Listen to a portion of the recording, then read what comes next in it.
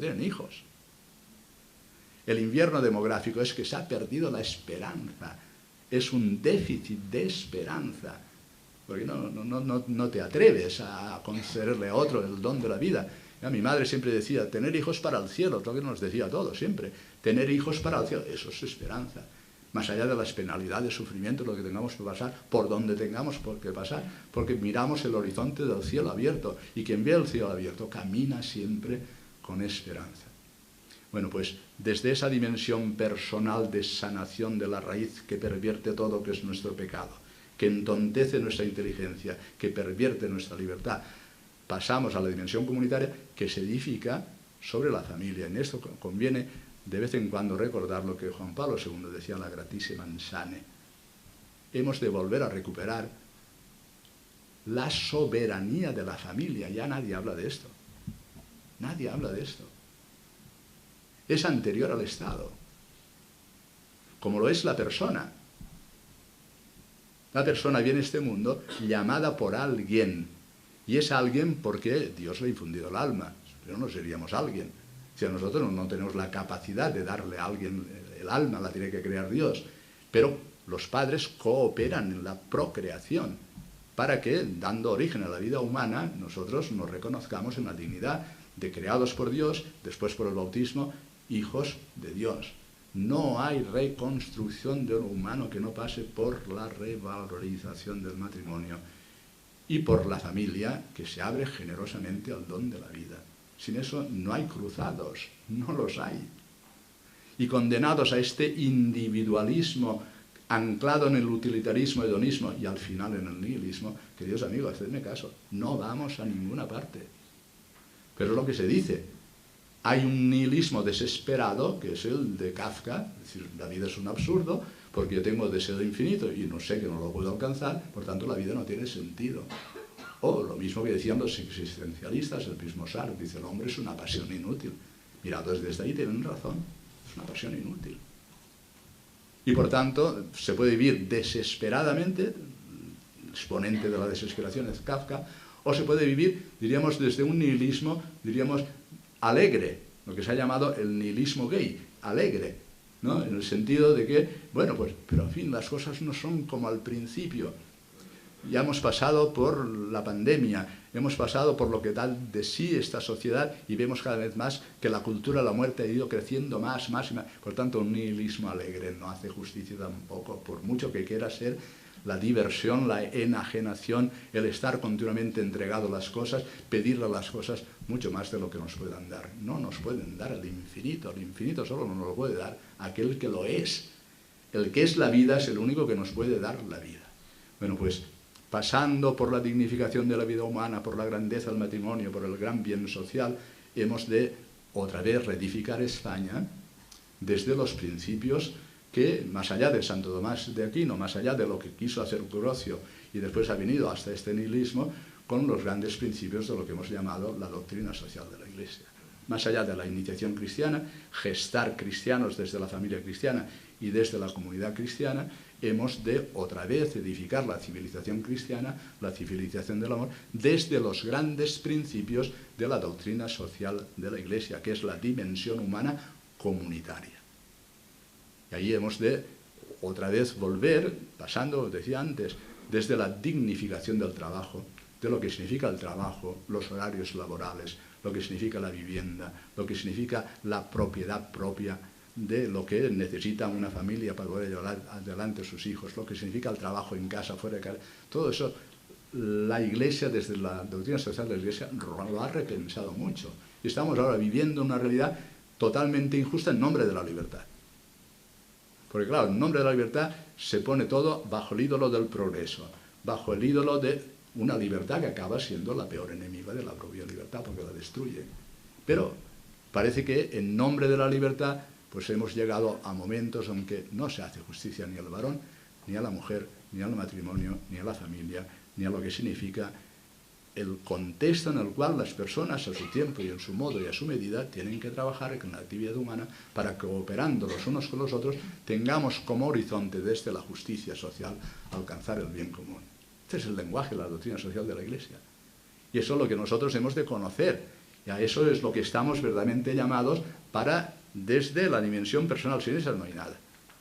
Pasar a la dimensión comunitaria, la primera es la sociedad doméstica, que es la familia, y desde la familia nos abrimos al nosotros, y al nosotros social, y desde ahí llegamos a lo que es la cúspide de lo que es el gobierno de la nación, el Estado,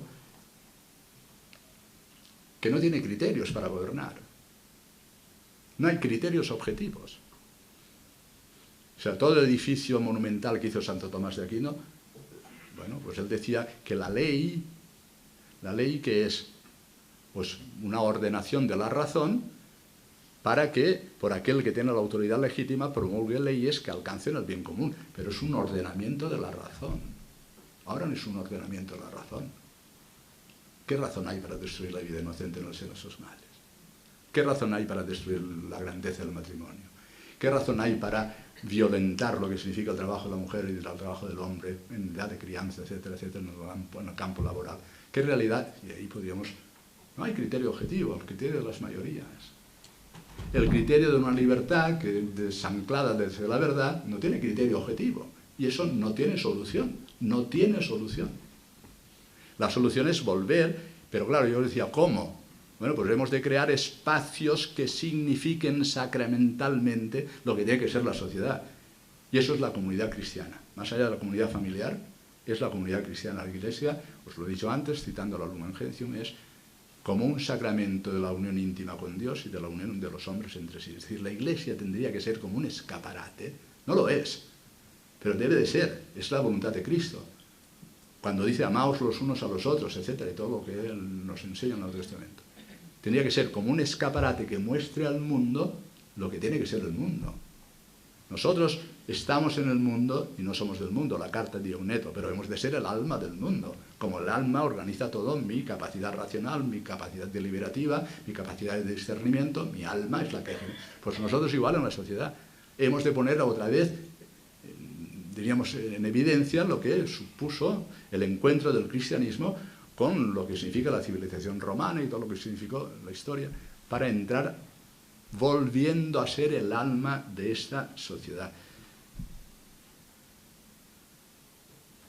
Al Estado no le corresponden tantas cosas como ahora mismo se ha atribuido. Eso es estatismo o estatalismo, llámalo como queráis. Que ha ido robando la libertad a las personas, que ha ido definiendo lo que significa ser persona. ¿Quién es él? Definiendo lo que es el matrimonio. ¿Quién es él? ¿Y él quién es? Las mayorías en el Parlamento. No, eso no puede ser porque no hay criterio.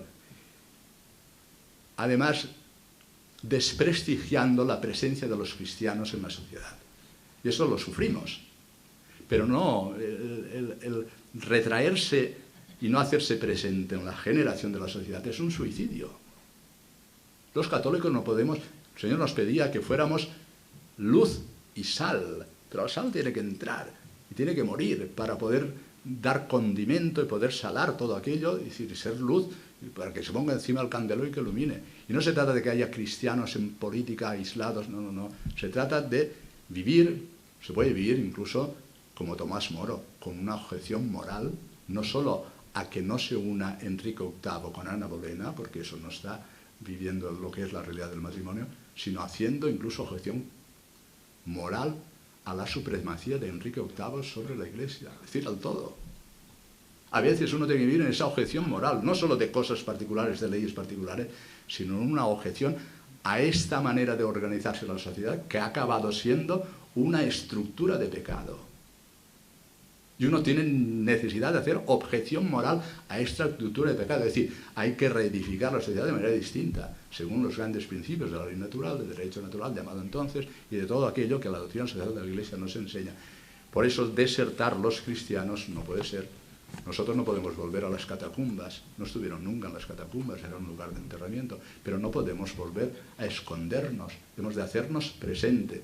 Y no es suficiente el testimonio personal, porque eso lo he escuchado muchas veces. El testimonio personal, no. Hemos de entrar a reconstruir todo aquello que, por nuestra infidelidad, nuestros pecados, se ha ido destruyendo, pero que además, diríamos, por ideologías concretas, con leyes adecuadas, han ido destruyendo todo el edificio social de lo que es lo que llamamos la civilización cristiana. No podemos escondernos. no podemos nosotros desertar. Y hemos de hacernos presente, pero eso sí, algunos han pensado a través de pequeños grupos, diríamos como una realidad comunitaria, comunitarismo. Nosotros, en el corazón mismo de la sociedad, siendo luz y sal de la tierra, donde hay un católico hay una luz. Donde hay un católico tiene que haber alguien que esté dispuesto a morir martirialmente dando testimonio de que hemos sido creados por Dios, de que solo en Jesucristo renace nuestra esperanza, que Él es la razón de nuestra existencia y que nosotros caminamos como peregrinos, no como transeúntes, os he dicho, ni como vagabundos, y nuestra patria está al cielo. A veces resulta difícil coordinar la ciudadanía del cielo con la ciudadanía de este mundo, pero que sea difícil no significa que no sea compatible. Claro que sí.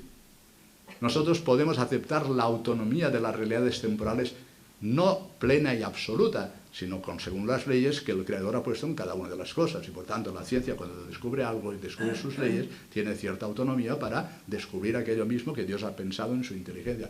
Pero desligar la realidad creada del Creador es injusto. Y la soberanía del Creador sobre nuestra inteligencia y sobre nuestra libertad es injusto. Por eso teníamos que estamos en el mejor de los momentos. Y es para que de verdad renazca la esperanza entre nosotros. Y para eso hemos de pasar por la mortificación de lo que significa morir a nosotros mismos para que renazca la ciudad de Dios, como decía San Agustín. Tenemos mucho, diríamos, acumulado a lo largo de toda la historia.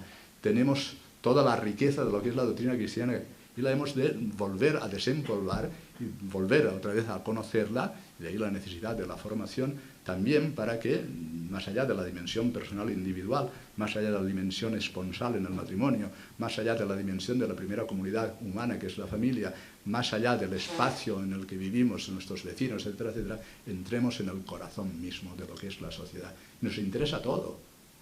Nos interesa todo, la política, el deporte, los medios de comunicación, la realidad, todo. Todo tiene que ser bañado de cristianismo, porque sin eso no hay criterio.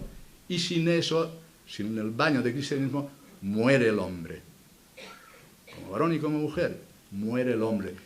Y sobre todo, muere la esperanza. Nosotros hemos de ser compasivos, como Jesús, que se compadecía de las multitudes que le seguían, decía, se conmovía por dentro, porque eran como ovejas sin pastor. ¡Ay de nosotros los obispos! ¡Ay de nosotros los católicos si callamos! No podemos ser perros mudos. Hemos de anunciar con verdadera valentía y coraje aquello que hemos recibido como un don y que sabemos que es el bien para todos. No simplemente para aquellos que deciden ser católicos, sino para todos. El hombre no tiene explicación ni tiene razón para vivir con esperanza y no tiene razón para tener consistencia sin Jesucristo y sin su reinado a cabo en nuestra inteligencia, en nuestra libertad, en nuestros corazones, en los individuos y en la sociedad. No sé si